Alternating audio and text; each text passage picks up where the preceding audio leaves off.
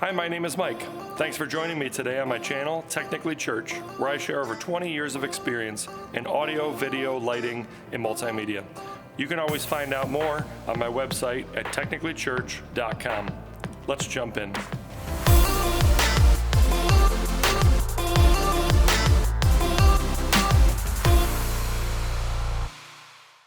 So when you're using Playback, you're going to have a variety of tracks depending on the song that you're using. And you have to do a little bit of patching to get the tracks into what they call buses, and then those buses out of Playback, usually into your mixer. So in this video, I'm going to show you how to organize and patch the tracks into buses and go from there. So I'm using, you can use Playback in a simple left-right out, where you might have the click track on the left and all the tracks on the right. So that's a little more basic setup. My setup is more advanced, where I have Dante. So I am using the Dante virtual sound card on my Mac, where Playback is, which gives me, in this case, 16 available outs, or you can do stereo, which would be 32.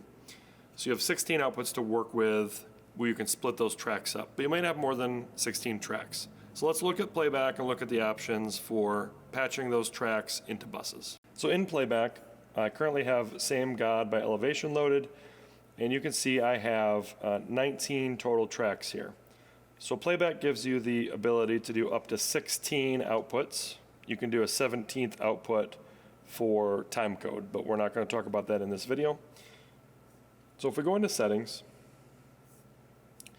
and we go over to tracks, you can see these are all the available tracks in Playback, not necessarily for this song, but you could encounter any of these tracks in a song at some point. So there is quite a few of them. And then if you go over to buses, you can see there's technically 17 listed here, the 17th one being SMPTE timecode.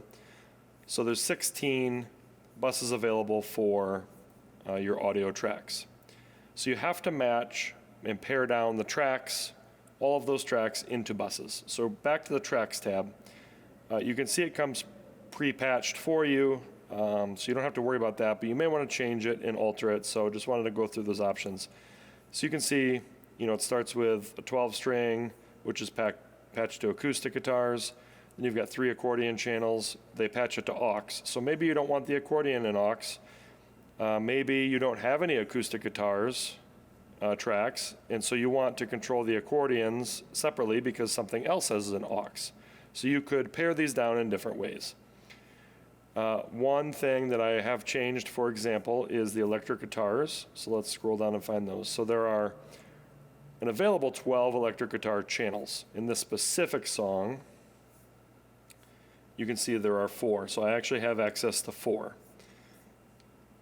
So if we go back to settings and tracks and go find those electric guitars again, you can see there are 12 options. They're all patched to the electric guitars bus. Now in my case, I like having control over electric guitar 1, where most of the leads might be, separately from the other 11 electric guitar tracks. So I treat this as electric 1 and electric 2, as a group, all my background electrics. So I have patched on my main computer my electric 1 to a channel I'm not using, over to the effects channel, let's say, and then leave the rest of the electric guitars in the electric guitar channel. That gives me the option to mix them differently. So you have all those options, and you just have to pare them down into the buses. And then you would route those buses out, which we're going to handle in a different video. So that's how you pare down the tracks into buses in multitracks.com Playback. Thanks for joining me today. Again, my name is Mike. You can always find out more on my website, technicallychurch.com, or on my YouTube channel, Technically Church. Look forward to seeing you soon.